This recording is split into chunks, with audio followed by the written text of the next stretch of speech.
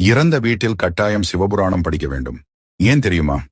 ஒரு ஆணி மாதம் ஆயில்யம் அன்று தில்லையில் சிவபெருமான் அந்தணர் வடிவம் தாங்கி திருநீறு பூசி மாணிக்க வாசகர் தங்கியிருந்த மடத்திற்கு வந்தார். வந்தவர் மாணிக்க வாசகர் பெருமானிடம் தாங்கள் பாடிய திருவாசகத்தை நீங்கள் ஒருமுறை சொன்னால் அப்படியே ஓலைச்சுவடிகளில் எழுதிக் கொள்கிறேன் என்றார்.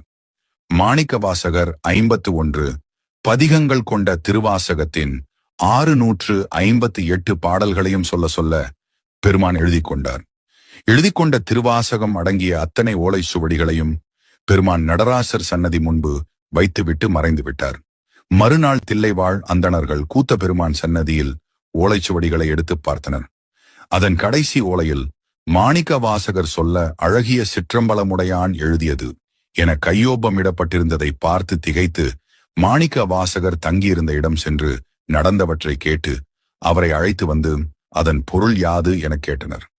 மாணிக்க வாசகர் மந்தகாச புன்னகையுடன் நடனக்கோல பெருமானை காட்டி அனைத்துக்கும் இவர்தான் பரம்பொருள் என்றார். அடுத்த நொடி பெருமான் அருகே ஒரு ஒளி தோன்றியது. அதை நோக்கிய வண்ணம் உள்ளே சென்ற மாணிக்க வாசகர் சிவபெருமானிடம் இரண்டர கலந்தார்.